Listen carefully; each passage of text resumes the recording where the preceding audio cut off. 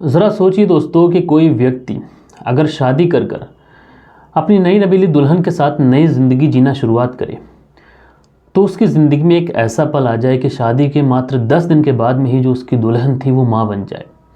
यकीनन दोस्तों इस तरीके की खबर अगर किसी को भी मिले, अगर वो अरेंज मैरिज करे, तो उसके पांव तले से ज़मीन तो डेफिनेटली खिसक सकती है कि शादी के 10 दिन के भीतर ही वो व्यक्ति बाप बन गया। और दोस्तों आज की घटना भी एक ऐसी ही घटना है। इस घटना के अंदर एक लड़की की शादी होती है और शादी करने के बाद जैसे ही 8 से 10 दिन का समय गुजरता है, ये लड़की अपने मायके जाती है और मायके जाने के बाद में इस लड़की के पेट में बहुत ज़ोरों का दर्द उठता है। जब दर्द उठता है, परिवार वाले हॉस्पिटल लेके जाते हैं। जब हॉस्पिटल लेके जाते हैं तो पता चलता है कि जो लड़की है ये गर्भवती है, लेकिन जो बच्चा है अंदर उसकी सिचुएशन थोड़ी क्रिटिकल है, इसलिए तुरंत डिलीवरी कराने का डॉक्टर फैसला लेते हैं, क्योंकि डॉक्टर को ये तो लगता था कि लड़की शादीशुदा है। लेकिन दोस्तों जैसे ही डिलीवरी होती है एक लड़की पैदा होती है। अब जब इस बात की खबर इस दुल्हन के ससुराल वालों को पहुंचती है, दूल्हे तक पहुंचती है कि वो 10 दिन के अंदर ही बाप बन गया, यकीनन दोस्तों उसके बाद में जो पूरा हंगामा कटता है उसे सुनने के बाद कहीं ना कहीं आप लोग भी हैरान हो सकते हैं, परेशान हो सकते हैं। क्योंकि जिस समय ये घटना घटी थी उस समय सोशल मीडिया पर, प्रिंट मीडिया पर, अखबारों में, हर जगह जब ये खबर प्रसारित हुई तो उस खबर को सुनने के बाद में हर कोई परेशान था। दोस्तों रात के 10 बज चुके हैं और मैं हूं आप सभी का अपना शावेज़ मलिक और हाजिर हूं आप लोग के सामने एक और क्राइम की कहानी को लेके, एक और क्राइम की घटना को लेके। दोस्तों कल के दिन जिन लोगों ने भी कमेंट्स किए हैं उनके जो भी कमेंट्स हैं ये आज के दिन अपने व्यूवर्स के साथ में मैं वीडियो के अंत में शेयर करूंगा। और आप लोग भी कोई कमेंट्स करना चाहते हैं तो आज के इस वीडियो पे अपने कमेंट्स कर दीजिए। अब आप लोग लेटेस्ट वीडियो पे कमेंट्स करते हैं तो आप लोग का कमेंट्स मिस नहीं होता है, इसलिए आप लोग कोशिश करें कि जो हमारा रिसेंटली जो सबसे लास्ट वाला वीडियो अपलोड होता है उस पर आप लोग कमेंट्स करें। तो आप लोगों के जो भी कमेंट्स होंगे ये कल के दिन मैं अपने व्यूवर्स के साथ में शेयर करूंगा। तो चलते हैं दोस्तों, सीधा कहानी का रुख करते हैं। और दोस्तों आज की जो कहानी मैं आप लोग को सुनाने वाला हूँ ये कहानी है कानपुर की। दोस्तों कानपुर देहात का एक थाना लगता है रूरा थाना, और इसी थाने के अंतर्गत एक गाँव आता है। और इसी गाँव के अंदर एक लड़की जिसका नाम सोनम, इसकी शादी विक्की नाम के लड़के से तय हुई। शादी की तैयारियां चल रही थीं, लेकिन दोस्तों इस परिवार के जो लोग थे लड़की वालों के, ये चाह रहे थे कि शादी बहुत जल्द हो जाए, क्योंकि रिश्ता हुआ था। जब शादी बहुत जल्दी करने की ये कोशिश करते हैं लड़की के घर वाले तो कहीं ना कहीं लड़के के घर वाले इनकार भी करते हैं। वो कहते हैं कि इतनी जल्दी शादी पॉसिबल नहीं है, क्योंकि शादी की बहुत सारी तैयारियाँ रहती हैं, बहुत सारी ऐसी फॉर्मेलिटीज़ रहती हैं जो अदा करना पड़ती हैं। लेकिन लड़की वाले जब ज़्यादा प्रेशर बनाते हैं तो आखिरकार दोस्तों 15 मई 2023 को बड़े ही धूमधाम से ही शादी हो जाती है। इस पूरी शादी के अंदर लड़की के घर वाले और ख़ासकर जो लड़की थी सोनम, ये बड़ी घबराई हुई थी। अब सवाल ये था कि ये लड़की आखिर इतनी परेशान क्यों थी? क्या ये शादी से खुश नहीं थी या फिर कोई और वजह? ऐसी कौन सी चीज़ थी जो लड़की को अंदर ही अंदर खा रही थी? ये अपने आप में एक बड़ा सवाल था। आखिरकार दोस्तों शादी संपन्न होती है और लड़की जो है वो अपने घर चली जाती है, ससुराल चली जाती है। अब ससुराल में जाने के बाद में ये लड़की अपने पति विक्की से बेइंतहा मोहब्बत करती है। जो इसका पति है विक्की, वो भी अपनी पत्नी सोनम से बेइंतहा मोहब्बत करता है। ये नवविवाहित जोड़ा बहुत अच्छे से रहता है और मात्र 4 से 5 दिन के अंदर ही ये जो दुल्हन थी ये वहाँ पर सबका दिल जीत लेती है, क्योंकि इसके चेहरे पर मुस्कान रहती है। तो परिवार वाले क्या चाहते हैं एक दुल्हन से कि उसकी जो घर में जो बेटी की बहू आए वो मुस्कुरा कर अच्छे से रहे, अच्छे से घर बार की जो रिस्पॉन्सिबिलिटीज़ होती हैं उसको उठाए। इसी तरीके से ये लड़की सबका दिल जीत लेती है और जो घर वाले होते हैं लड़के के, कहीं ना कहीं विक्की के, वो भी खुश हो जाते हैं। अब दोस्तों घर वाले तो खुश थे, लेकिन इधर जो लड़की के घर वाले थे ये आखिरकार 20 मई 2023 को लड़की को वापस बुलाने के लिए जाते हैं। जो रस्में रहती हैं कि शादी के बाद में लड़की को मायके वाले लेने भी जाते हैं, उस हिसाब से ही लेने जाते हैं। लेने जब जाते हैं तो वहाँ पर जो भी उनकी मेहमानदारी रहती है लड़के वाले करते हैं। और उसके बाद में आखिरकार वो समय आता है जब लड़की वाले अपनी लड़की से कहते हैं कि बेटा चलो। तो जो लड़की है ये अपने पति के साथ में कुछ समय बिताना चाहती है। ये कहती है कि माँ बस मैं अभी आई। उसके बाद में ये विक्की को गले लगाती है और उससे गले लगा के कहती है कि तुम परेशान मत होना, मैं बस यूँ गई और यूँ आई, लेकिन मैं तुम्हें याद करूंगी, लगातार फ़ोन करूंगी, तुमसे फ़ोन कॉल पे बात करूंगी। तो विक्की जो होता है वो भी हंसते हुए मुस्कुरा कर ठीक है जल्दी लौट आना। अब उसके बाद में ये जो लड़की थी सोनम, ये अपने माता पिता के साथ में अपने मायके आ जाती है। अब दोस्तों जैसे ही मायके आती है 20 मई 2023 को, तो वहाँ पर कुछ दिन रहती है। लेकिन इस बीच में हल्का हल्का इसके पेट में कई बार दर्द उठता है। लेकिन 25 मई 2023 को इस लड़की को जो दर्द होता है वो असहनीय होता है। इस लड़की ने कभी ज़िंदगी में ऐसा दर्द महसूस नहीं किया था। ये लड़की कुछ समझ नहीं पा रही थी कि आखिर इसको दर्द क्यों हो रहा है। ये अपनी माँ से भी ये बात कहती है कि माँ मेरे पेट में बहुत ज़ोरों का दर्द है। तो इसकी माँ जो होती है वो कहती है कि गैस का दर्द होगा या फिर कुछ और वजह, ठीक हो जाएगा। लेकिन जब ये दर्द है लगातार बढ़ता जाता है तो ये जो परिवार वाले होते हैं ये इस लड़की को नज़दीकी हॉस्पिटल लेके जाते हैं। अब जब नज़दीकी हॉस्पिटल लेके जाते हैं और वहाँ पर जब इस लड़की की जांचें वगैरह की जाती हैं तो वहाँ पर जो डॉक्टरनी होती हैं वो कहती हैं कि दरअसल ये जो दर्द है ये प्रसव का दर्द है, यानी आपकी जो लड़की है ये प्रेग्नेंट है। और इस लड़की सोनम से भी वो कहती हैं क्या तुम अपनी दवाइयाँ टाइम से नहीं ले रही हो, क्योंकि बच्चे की जो हालत है ये काफ़ी ज़्यादा क्रिटिकल है, सिचुएशन काफ़ी ज़्यादा बिगड़ रही है, तुम्हें टाइम से अपनी दवाएँ लेना चाहिए। अब जब लड़की इस तरीके की बात सुनती है तो उसकी तो हवाइयाँ गुम हो जाती हैं। वो तो एकदम से ऐसी हो जाती है कि मानो जैसे उसके ऊपर कोई बिजली टूट पड़ी हो। उसको समझ नहीं आता है कि अब वो करे तो करे क्या, जाए तो जाए कहाँ। उसको तो मानो जैसे काटे खून नहीं था। अब दोस्तों डॉक्टर जो है वो तुरंत जो सोनम है इसकी माँ से कहते हैं क्या तुमने अपनी बेटी का बिल्कुल भी ख्याल नहीं रखा, क्या ये इतनी बड़ी भी नहीं, समझदार भी नहीं कि ये प्रेग्नेंट है और अपने बच्चे का ख्याल रख सके। इसलिए डॉक्टर जो है वो कहते हैं कि बच्चे की जो हालत है ये काफ़ी ज़्यादा क्रिटिकल है और तुरंत ही डिलीवरी का प्रोसेस शुरू कर देते हैं। अब दोस्तों डिलीवरी का प्रोसेस डॉक्टर शुरू करते हैं। जो माता पिता हैं इनके ऊपर भी जैसे मानो बिजली सी कड़क जाती है। अब ये इस बात को बहुत ज़्यादा छुपाने की कोशिश तो करते हैं, लेकिन दोस्तों कहते हैं ना कि सच जो होता है वो छुपता नहीं है। इसलिए जो बात थी ये पूरे गाँव के अंदर आग की तरह फैल जाती है। अब दोस्तों अब जी बात जो है इस लड़की के गाँव में फैलती है तो इसकी जो लपटें हैं ये इसके ससुराल तक भी पहुँचती हैं और आखिरकार ये जो बात थी ये इसके ससुराल में भी पता चल जाती है। विक्की, उसको तो मानो जैसे काटे खून नहीं था, उसके ऊपर तो जैसे घड़ों पानी पानी किसी ने मूंद दिया हो। विक्की को समझ नहीं आ रहा था वो करे तो करे क्या, जाए तो जाए कहाँ।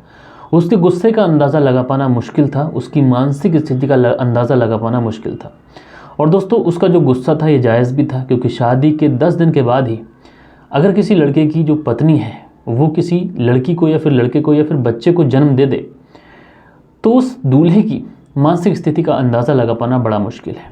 अब दोस्तों विक्की जो है ये काफ़ी ज़्यादा परेशान था और इसको समझ नहीं आ रहा था कि आगे इसे करना क्या चाहिए।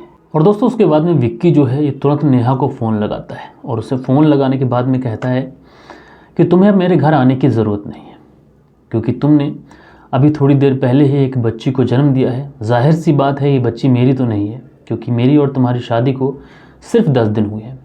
अब ये बच्ची जिसकी है तुम उसी के पास रहो, मेरे पास आने की तुम्हें बिल्कुल भी ज़रूरत नहीं। जब नेहा अपने पति के द्वारा ये बातें सुनती है तो उसके तो ऊपर जैसे मानो दुख का पहाड़ टूट पड़ता है। उसको समझ नहीं आ रहा था वो क्या करे, पहले से ही इतनी ज़्यादा परेशान थी, इधर इसने अब अपने पति को भी खो दिया था। नेहा की जो बच्ची थी लगातार उसकी हालत जो थी वो नाजुक बनी हुई थी और कुछ ही घंटों के बाद में जो नेहा की बच्ची होती है वो नेहा की ही गोद में दम तोड़ देती है।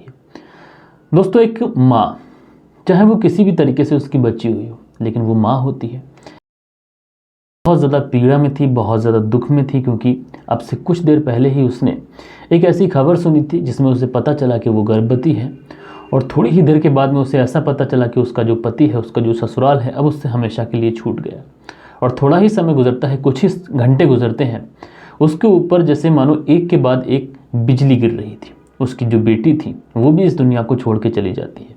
लेकिन दोस्तों बड़ा सवाल ये था कि सोनम आखिर छुपा क्या रही थी, सोनम की ज़िंदगी में ऐसा क्या हुआ था, ये बच्चा आखिर किसका था। सोनम जिसने इस बच्चे की वजह से जो उसके साथ हुआ था और जो इसका वैवाहिक जीवन था वो भी ख़राब हो चुका था। सोनम जो थी बहुत ज़्यादा परेशान भी थी, लेकिन ऐसा क्या था जो सोनम छुपा रही थी। सोनम सारे गम तो सहती है, लेकिन उसके बावजूद भी ये हार नहीं मानती है। हालांकि सोनम के पास में जीने की अब कोई वजह नहीं बची थी। उसका जो बच्चा है वो भी इस दुनिया से जा चुका था, उसका जो पति है वो भी उसे छोड़ चुका था, उसके जो माता पिता हैं वो भी उसे शक की निगाहों से देख रहे थे। लेकिन सोनम आस नहीं छोड़ती है। आखिरकार 6 जून 2023 को सोनम पुलिस स्टेशन जाती है और वहाँ पे जाने के बाद में पुलिस वालों को सारी बात बताती है और इंसाफ की गुहार लगाती है। सोनम बताती है कि मेरी शादी से कुछ महीने पहले की बात है कि जब मेरे माता पिता भी घर पे नहीं थे और उसी समय गांव में ही रहने वाले अरुण पाल और उसका भाई विनय पाल मेरे घर में घुस जाते हैं और ज़बरदस्ती मेरे साथ में दुष्कर्म करते हैं, मेरा अश्लील वीडियो शूट करते हैं और उसके बाद में कहते हैं कि तुमने अगर किसी से भी इस बारे में जिक्र किया या तुमने अपनी ज़ुबान खोली तो तुम्हारा जो वीडियो है ये तो हम सोशल मीडिया पे वायरल करेंगे ही, लेकिन जो तुम्हारे माता पिता हैं और जो तुम्हारा भाई है दिल्ली में रहता है और तुम सबको भी इस दुनिया से हमेशा हमेशा के लिए हटा देंगे। जब सोनम उन लोगों से इस तरीके की धमकी सुनती है तो कहीं ना कहीं सोनम डर जाती है, और जब वो डरती है तो इस बारे में वो किसी से भी इस बात का जिक्र तक नहीं करती। लेकिन दोस्तों ये जो सिलसिला था ये वहीं पर नहीं रुकता। जो अरुण पाल और उसका भाई विनय पाल थे, ये सोनम को लगातार ब्लैकमेल करते और सोनम को ब्लैकमेल करने के बाद में उससे कहते कि हम तुम्हें जहाँ बुलाएं वहाँ तुम्हें आना पड़ेगा। और सोनम जो थी उनके बुलाए पर वहाँ जाती, क्योंकि वो डरी थी, सहमी हुई थी। वो सोच रही थी कि उसके माता पिता की जान उसके ही हाथ में है। लेकिन ये दोनों भाई जो थे लगातार जब इस लड़की के साथ में दुष्कर्म करते हैं तो दुष्कर्म इस तरीके से करते हैं कि जब इनका मन भर जाता है और जब इनका मन करता है तभी उस लड़की को बुलाते हैं। और उसके बाद में दोस्तों कुछ ऐसा वक्त आता है कि जो लड़की सोनम थी ये गर्भवती हो जाती है। जब सोनम गर्भवती हो जाती है और उसे अपने गर्भवती होने के बारे में पता चलता है तो वो ये सारी बात अपने माता पिता को बताती है।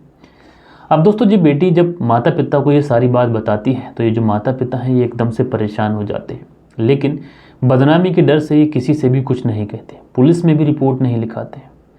ये अपनी बेटी के लिए रिश्ता ढूंढने लग जाते हैं और उसके बाद में दोस्तों आखिरकार ये अपनी बेटी के लिए विक्की नाम के एक लड़के का रिश्ता ढूंढ लेते हैं। और इनकी ये कोशिश थी कि जल्द से जल्द शादी की जा सके।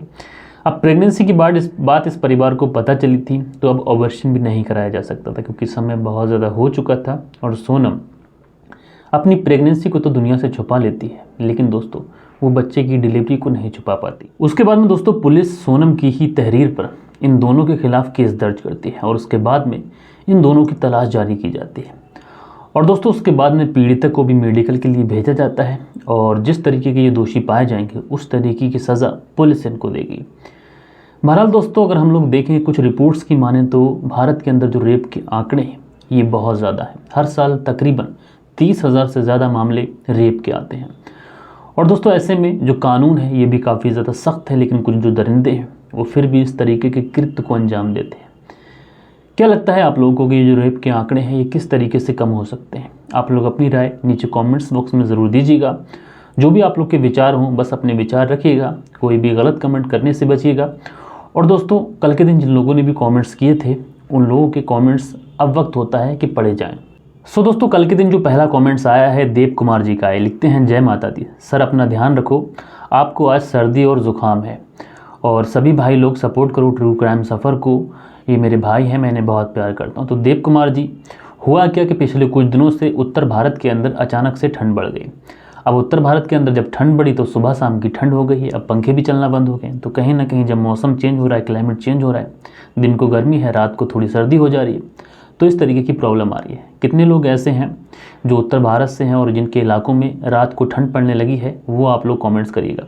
उसके बाद में सुबोध कुमार जी हैं, लिखते हैं beautiful narration, girl should be taken for counselling for her better life. तो इनका अपना व्यू है सुबोध कुमार जी का और अच्छे कमेंट्स करते हैं, पॉजिटिव कमेंट्स करते हैं। तो भाई सुबोध कुमार जी आपका बहुत बहुत धन्यवाद। उसके बाद में किशन कुमार हैं और ये लिखते हैं कि ये कहानी प्राखर सर ने बहुत पहले ही सुना चुके हैं, लेकिन आपसे भी सुन के अच्छा लगा। तो कल की जो कहानी थी एक्चुअल में इस कहानी को मैंने अपने पहले वाले चैनल पे सुनाया था जब वो चैनल डिलीट हो गया था, लेकिन ये कहानी ऐसी थी कि इस कहानी ने कहीं ना कहीं हर किसी को दिल को रुला दिया था। तो मैंने सोचा कि अपने विचारों में अपने जो नए व्यूअर्स हैं उनको इस कहानी को सुनाना चाहिए, तो इस वजह से मैं ये कहानी सुनाई। कुछ कहानियाँ ऐसी होती हैं कि जिसको सुनने के बाद में कहीं ना कहीं मन व्याकुल होता है। उसके बाद में तेजस इवेंट्स हैं, लिखते हैं my name is Tejas from Maharashtra Hingoli, आपके वीडियोस हम डेली देखते हैं। तो भाई तेजस जी आपका बहुत बहुत धन्यवाद। उसके बाद में गॉड माही हैं, प्लीज़ सर बापसा विलेज मिथंडी को बेटा होने की बधाई दीजिए।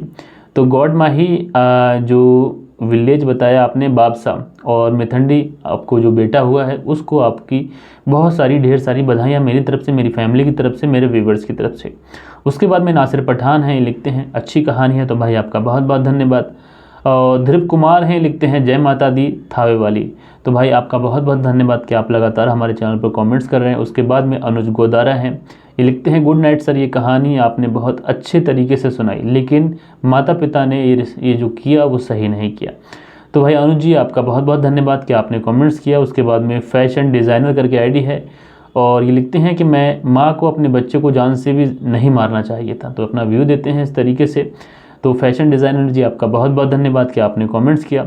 उसके बाद में राधेश्याम में लिखते हैं, इस तरीके का जो अपराध हुआ इसमें नीतू को उसके हाल पर छोड़ देना चाहिए था, उसको जान से नहीं मारना चाहिए था। बिल्कुल सही कहा भाई ने, कुछ और रास्ता निकालना चाहिए था, क्राइम का रास्ता नहीं निकालना चाहिए था।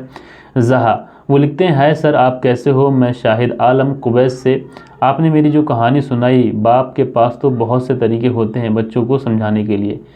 तो भाई जहा जी, आपका बहुत बहुत धन्यवाद, आप कुवैत से हमारी कहानी सुनते हैं। उसके बाद में मुकेश मंसल हैं, कल मेरे दोस्त विक्की का हैप्पी बर्थडे है, एचपी कंगरा। तो भाई आपके जो विक्की हैं उनको उनके जन्मदिन की बहुत सारी बधाइयाँ, बहुत सारी मुबारकबाद। उसके बाद पेटीएम अर्निंग करके हैं, लिखते हैं योर स्टोरी मैंने पहले सुन चुका हूँ। तो भाई आपका धन्यवाद कि आपने कमेंट्स किया, और आप ये भी बताइए कि आपने पहले सुनी है लेकिन हमने जो सुनाई वो तरीका कैसा लगा, उसके बारे में भी बताइए। उसके बाद में अगला जो कमेंट्स है ये है सलाउद्दीन कैफ का। ये लिखते हैं, हेलो भाई। उसके बाद में अनूप हैं, ये लिखते हैं डेरा अग्निहोत्री प्रयागराज उत्तर प्रदेश से हमारी कहानी देखते हैं। भाई आपका बहुत बहुत धन्यवाद। उसके बाद में सुनील त्यागी हैं, लिखते हैं नाइस कहानी, good night sir. Renu Sunil Tyagi Siyana Bulandshahr से। तो भाई ये कुछ कमेंट्स थे जो कल के दिन लोगों ने किए थे। आप लोगों को कहानी कैसी लगी कमेंट्स में ज़रूर बताइएगा। और कल के दिन किसी को बर्थडे विश करना चाहते हैं, किसी को सालगिरह की मुबारकबाद देना चाहते हैं तो फटाक से कमेंट्स कर दीजिए। और दोस्तों हम लोग मिलते हैं हमारी कल की वीडियो में किसी और क्राइम स्टोरी के साथ में। जब तक के लिए अपना ख्याल रखें, परिवार के रिश्तों की अहमियत को समझें, परिवार का ख्याल रखें, देश का ख्याल रखें। जय हिंद, जय भारत।